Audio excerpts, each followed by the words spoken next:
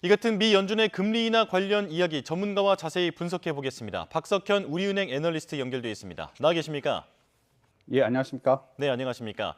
자, 기준금리를 인하하겠다라는 것은 확정적이었는데 얼마나 내릴까가 관건이었습니다. 0.25%포인트 그리고 0.5%포인트 의견이 분분했는데요. 자, 이번 인하폭 시장의 예상과 일치했다고 보십니까?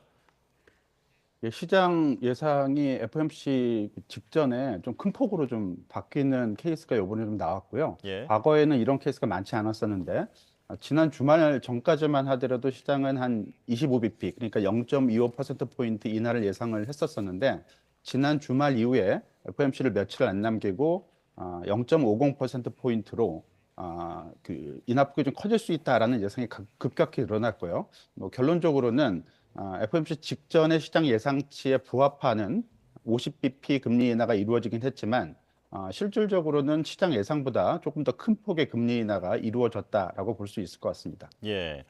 자, 그렇다면 금리를 0.25%포인트가 아니라 0.5%포인트 빅컷을 단행한 그 배경이 궁금해지는데요. 어떻게 분석하고 계십니까? 예, 그 파월 연준 의장의 기자회견 내용을 좀 주목해 볼 수가 있겠는데요. 파월 의장은 그 이미 금리 인하를 시작한 다른 나라 중앙은행들과는 달리 연준이 그동안 인내심을 갖고 정책 변경을 좀 기다려 왔었고, 이에 따라서 2%로 설정이 되어 있는 물가 상승률 목표 도달 가능성에 확신을 가질 수 있었다라는 점을 얘기를 했고요. 이 부분이 초반에 물가 안정을 기반으로 50bp 금리 인하를 했던 첫 번째 배경이라고 볼 수 있을 것 같고요. 예. 또 다른 부분은 고용 환경이라고 볼 수 있을 것 같은데 실제로 이번 FOMC에서 연준이 발표한 경제지표 전망치를 보게 되면 실업률 전망치, 미국의 실업률 전망치를 올해 4.0%에서 4.4%로 올렸고 경제 성장률 전망치는 올해 2.1% 성장해서 2%로 하향 조정을 했는데 실업률 예상치가 예상보다 좀 큰 폭으로 좀 올랐고요. GDP 성장률 전망치 같은 경우는 당초 시장에서는 약간 상향 조정을 하지 않을까라고 예상을 했었는데 예. 예상과는 정반대로 소폭이지만 하향 조정을 기록을 했기 때문에 연준이 인식을 하고 있는 경기 전망이 기존보다는 다소 약화됐다라는 점을 좀 미루어 짐작해 볼 수가 있을 것 같고요. 예. 이 점이 50bp 금리 인하 결정의 핵심 동인으로 볼 수 있을 것 같습니다. 네, 정리하자면 물가는 확실히 잡히고 있고 그리고 고용시장 불안에는 대비하기 위해서 0.5%포인트 빅컷을 단행했다. 이렇게 정리할 수 있을 것 같은데요. 자, 예. 그런데 이번에는 그 총재의 반대표가 있었다라는 얘기도 있더라고요. 그만큼 이제 만장일치 의견을 이뤄내기가 쉽지 않았다라는 건데 어떤 이야기가 오갔을 것으로 보십니까? 예, 이례적으로 반대표가 나왔습니다. 연준 이사인 미셀 보우먼 이사가 25bp 금리 인하가 적절하다라고 판단을 하면서 반대표를 던졌는데 네. 이제까지는 다소 다른 결정이기 때문에 연준의 어떤 그 정책 결정에 있어서의 어떤 균열이 좀 있지 않나라는 부분을 조금 우려해 볼 수 있을 것 같고요. 다만 연준이 정책을 변경하는 시점에는 한두 차례 정도는 그 연준 결정과 반대하는 의사가 나오는 경우가 종종 좀 있었고요.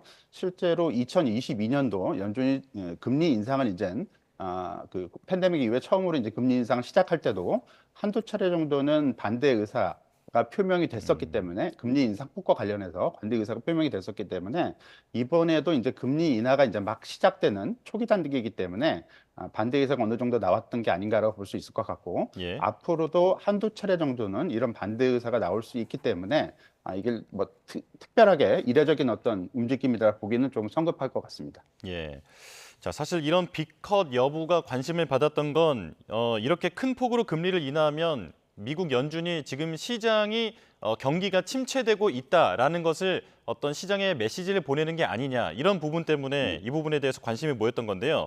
자, 관련 질문에 제롬 파월 의장의 발언이 있었습니다. 직접 듣고 오겠습니다.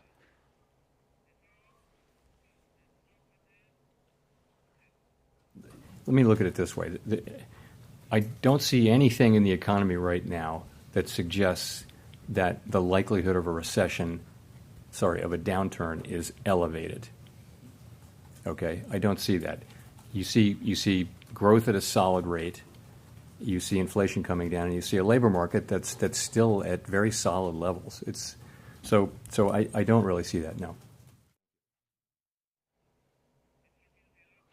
자, 그러니까 경기 침체 가능성이 높아 보이지는 않는다라고 제롬 파월 의장이 직접 얘기를 했습니다. 자, 시장에서도 그렇게 보고 있을까요? 예, 일단 그 중앙은행 총재가 경기 침체를 직접적으로 시사할 수는 없는 것이기 때문에 예. 조심스러운 발언이었다라고 볼 수 있을 것 같고, 실제로 미국 경제는 여전히 잠재 성장률 이상으로 성장을 하고 있고, 실업률도 약간 높아지긴 했지만 충분히 좀 낮은 수준을 보이고 있기 때문에 지금 현 시점에서 지금까지 발표된 경제 지표만으로는 경기 침체를 우려하는 것은 좀 기우일 수가 있겠습니다. 다만 미국 실업률이 지난해 저점 3.4%에서 올해 4% 이상으로 높아지면서 상승 국면으로 진입을 했고요. 과거 미국 경제 50년 사이클에서 경기 하강과 실업률 상승 국면에서 경기 침체를 피했던 경우가 단 한 차례도 없었기 때문에 경기 침체 우려를 지금 현 시점에서 기우로만 여기서는 안 되고요. 앞으로 연준의 정책 대응과 경제 상황에 따라서 향후에 미국 경제 흐름이 어떻게 움직이게 될지를 좀 관심 깊게 지켜볼 필요성이 있을 것 같습니다. 예. 자, 파월 의장은 또 금리 인하가 그 경기의 어떤 흐름에 비해서 뒤처져 있지 않다라고 언급한 부분도 있는데 그동안 이제 보험성 금리를 미리 했었어야 한다라는 지적도 있지 않았습니까? 이번 빅컷 인하에 대해서 시점에 대해서는 어떻게 판단하십니까? 이 시점은 뭐 적절했다라고 볼 수도 있습니다. 직전 회의인 7월 FOMC까지만 하더라도 연준이 금리 인하를 곧바로 단행하거나 또는 B컷을 바로 단행할 어떤 근거들이 부족했기 때문에 현 시점에서 이제 B컷을 한 것은 크게 이제 실기했다라고 볼 수가 없겠는데요. 예. 다만 앞에서도 말씀드렸듯이 미국 경기 사이클이 조금 예상했던 것보다는 빠르게 변화를 하고 있기 때문에 이런 어떤 빠른 경기 변동 흐름 속에서 연준의 정책 대응이 향후에 어떻게 움직이게 될지를 주목을 해야 될 것 같고, 이런 정책 대응 여부에 따라서 미국 경기 침체 여부도 어느 정도는 영향을 미치지 않을까라고 판단할 수 있을 것 같습니다. 예. 자, 시점은 적절했던 것으로 판단한다 말씀을 해주셨는데요. 자, 이렇게 빅컷 단행이 국내 경제에는 어떤 영향을 미칠지 전문가와 이야기를 나누고 있는데 방금 추석 이후 증권시장이 첫 개장을 했습니다. 자, 실시간 증권시장 상황 수치로 살펴보겠습니다. 현재 증권거래소 모습 보고 계십니다. 코스피와 코스닥 모두 상승 출발하고 있습니다. 코스피는 2,600선을 향해 다가가고 있고 코스닥도 2,740선을 향해 나아가고 있습니다. 자, 코스피는 지난 3일부터 11일까지 7거래일 연속 하락한 뒤에 추석 연휴 직전에 반등에 나섰는데요. 자, 2,575포인트에서 멈춘 상황에서 지금 현재 0.84% 오르면서 2,600선을 향해 다가가고 있습니다. 자, 그리고 코스닥 역시 같은 기간 낙폭을 키웠다가 추석 직전에는 3거래일 연속 상승하면서 반등에 나섰는데 이제는 0.57% 상승하며 740선에 다가가고 있습니다. 자, 지금 현재 장 초반이긴 하지만 이 분위기에 대해서 애널리스트님께도 질문을 드리겠습니다. 자, 일단 우리 시장에 이미 금리 인하의 기대감이 반영이 되어 있다라는 분석도 있는데 어떻게 보십니까?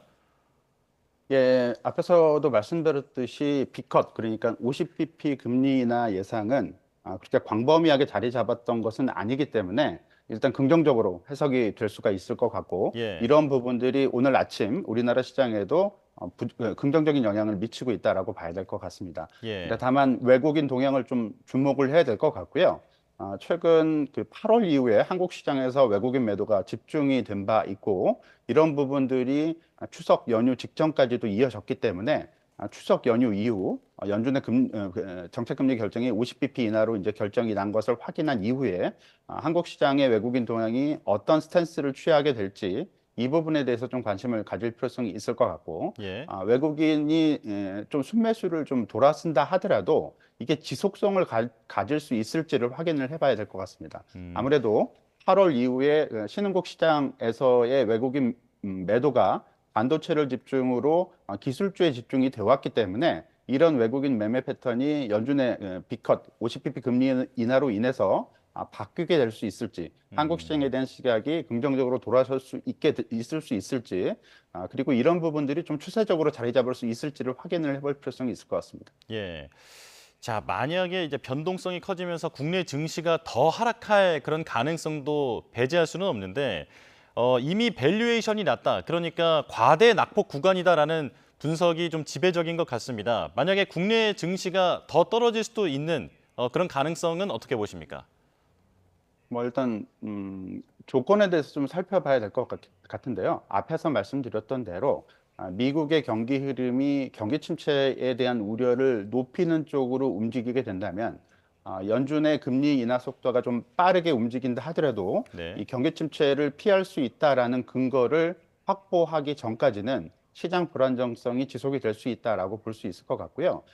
그리고 우리나라 주식시장의 밸류에이션, 그러니까 저평가 어떤 그 정도가 좀 낮은 수준이긴 합니다. 그러니까 주가 레벨이 기업이익 전망치에 비해서 조금 낮은 수준에서 이루어지고 있는 것은 분명하지만 앞에서 말씀드린 대로 경기 침체 구간에 들어서게 됐을 경우에는 밸류에이션이 조금 더 낮아질 가능성이 충분히 있기 때문에 앞으로 주목해야 될 포인트는 연준이 얼마나 금리 인하를 할 것이냐 이런 부분보다는 실제로 미국 경제가 경기 침체 위험에서 빠져나올 수 있을지에 대해서 포인트를 맞춰서 시장을 좀 바라볼 필요성이 있을 것 같고요. 예. 이 얘기는 주가가 많이 빠졌기 때문에 낙관적으로 시장에 접근하기보다는 아직까지는 당분간은 보수적인 시각에서 조심스러운 접근이 조금 더 필요하지 않을까라고 말씀드릴 수 있을 것 같습니다. 예, 연준의 금리 인하 움직임보다는 실제 미국 경제가 얼마나 견조한지를 주목해야 한다. 이렇게 정리해 보겠습니다. 자, 여기까지 말씀 듣겠습니다. 박석현 우리은행 애널리스트와 함께했습니다. 고맙습니다. 예, 감사합니다.